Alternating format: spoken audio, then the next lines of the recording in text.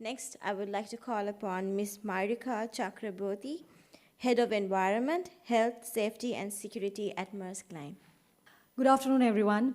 I would like to first thank the authorities of CIMC for inviting me to this forum. It's an excellent and an honored experience. I know towards the fag end of the day, so I will not be taking too long a time. The best part is we began this forum with sustainability. And I have been given the honor to talk about ESG as a subject, what AB Moller Maersk strategy is for ESG. But before I get into the slides, I want to begin on the grounds of inclusion. So we will just do a small exercise, won't take too long, but we'll do some inclusion, and I need the attention of the people towards the end of the of this hall also. This is not working. Oh, yes. Small exercise wouldn't require you to do anything much but to raise your hands for every point that we discussed, just to come back on the same page what ESG, what sustainability means to each one of us as an individual, as an organization, as a nation, or as the world. Emergency response to climate crisis, positive influence on society, better corporate governance. Do you agree it has an impact? People at the back, I hope you're able to, okay. All right. Reputational, market, or regulatory risks, image as a good corporate citizen. We have to work with inclusion. Come on, people at the back, you have to raise your hands, please. If you don't agree, I take it for sure that you're not agreeing. Retaining and attracting customers. Customers or consumers' basic expectations. Cost competitiveness, better return on investment. Very few hands there. Okay. Attracting investment. I heard Rohan say the word about sustainability and how it is all the more crucial for, as we come out through this crisis, having sustainability in our strategy all the way.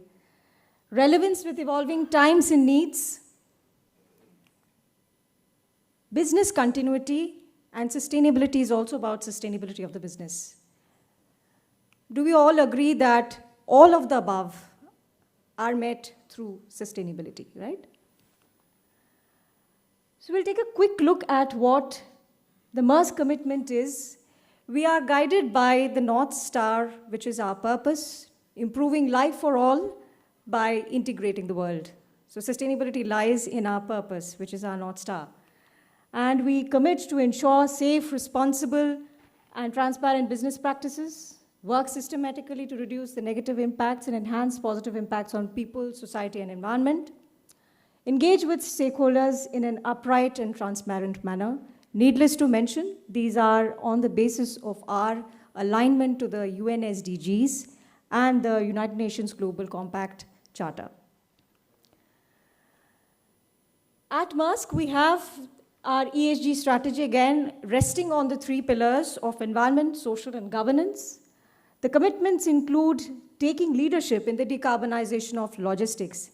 And it's very important that sustainability, we believe that sustainability cannot be achieved only by ourselves. Collaboration, partnership with the right partners is again a very key to attaining our own ambitions as individuals, as well as organizations, or even as nations. So we will deliver on our customer commitment to decarbonize their supply chains. We are an integrated logistics service provider. So in order to ensure that the targets of our customers are met, we have aligned our own commitments and even have gone beyond that to some extent. On the social front, it is to ensure that our people thrive at work by providing a safe and inspiring workplace. And governance. Who else knows than all the people here in this forum that what important role governance plays for ensuring sustainability. So in today's slides, in the next few slides that I have to present to you all, I'm going to deep dive a little more on what AP Moller Maersk is planning for the decarbonization of the logistics supply chain, including the ocean side. We believe that it is imperative to provide a multi-tier value proposition to our customers for sustainable logistics. And in doing so, we have taken a four-pronged approach to focus on end-to-end GHG visibility, end-to-end GHG optimization, end-to-end green logistics, and co-innovation in sustainable logistics.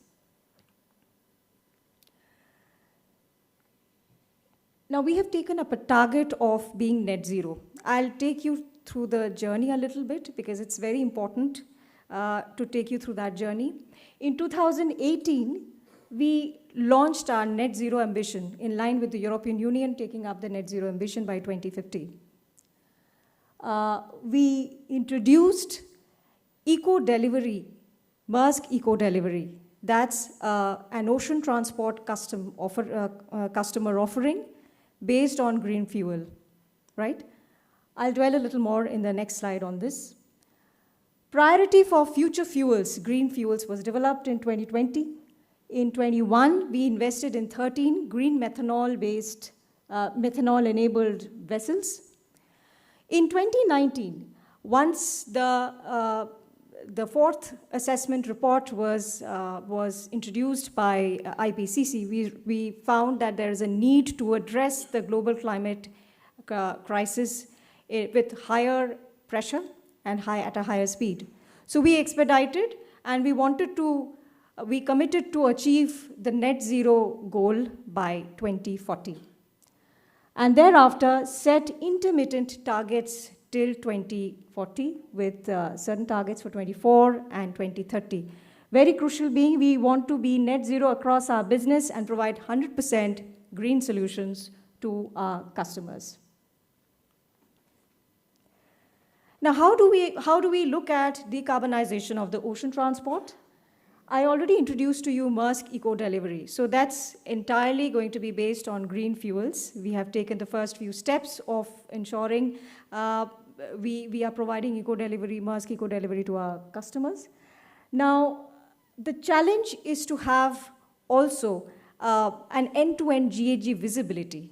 How does it translate for reduction of your carbon footprint across the supply chain? And that's where an emissions dashboard was introduced. I'm happy to share with you that this product, this customer offering, has seen nearly 170% growth year on year ever since it was launched, and has seen a lot of traction amongst all sectors in South Asia.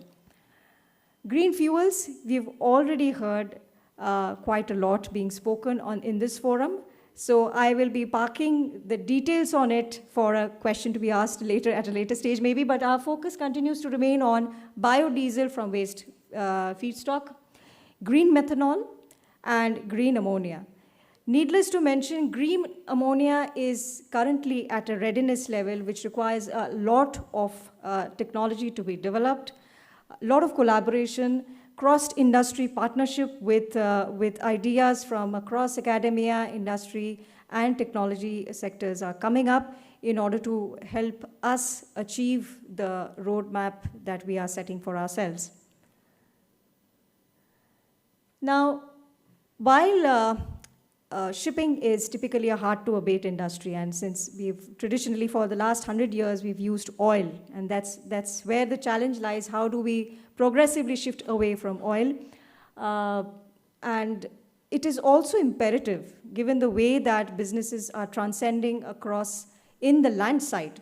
We cannot totally discount how are we going to address the end-to-end decarbonization across the supply chain, and that's where the decarbonization of inland logistics and service offerings come into picture. For the land-side transportation, we are taking into account all our trucks, rail, as well as barges. So 100% of green land-side transportation solutions are being aimed at by 2040. They will be on the basis of efficiency measures and, of course, continued promotion of modal shift from truck to rail, and inland waterways wherever possible. Advancement of clean fuel alternatives, as well as focus on electrification in heavy-duty trucking. This will be largely dependent on the infrastructure development of the countries where we are operating, especially in South Asia. So this will be a good thing to watch out for in terms of how the policies develop for more renewable energy in the, while the policies are there in place, but how the infrastructure comes up in the years ahead.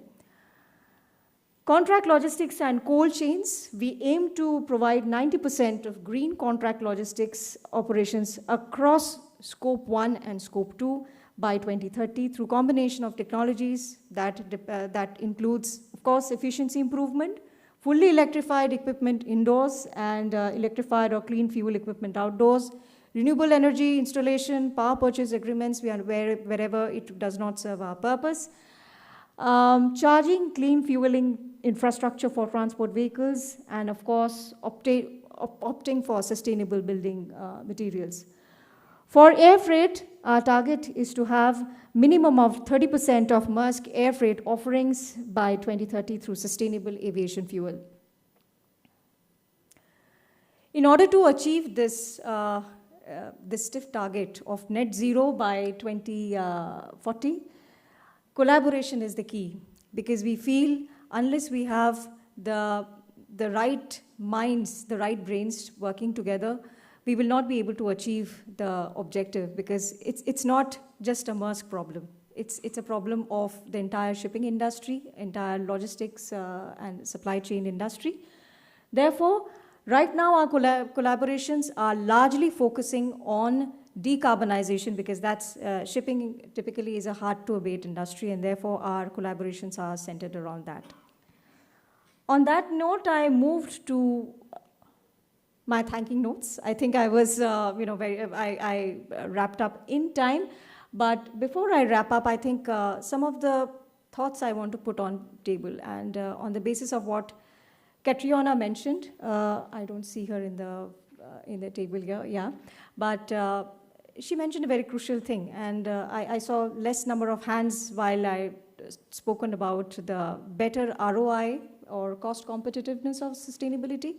We saw a simple example of route optimization, right? We are able to save time. We are able to reduce greenhouse gas emissions. So time reduction is equivalent to money saved, and we are also being sustainable in the journey. It's not always that we have to invest more to be sustainable.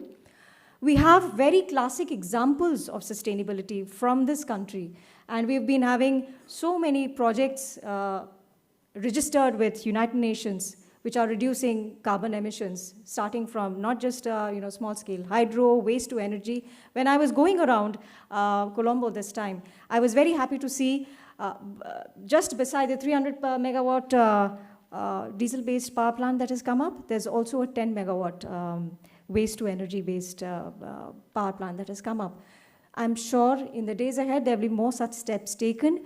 The largest conglomerate, Haley's Group, which we have here, is a classic example of how circularity in business can help us achieve our business objectives while being sustainable. I'm sure there are more plans in the days ahead.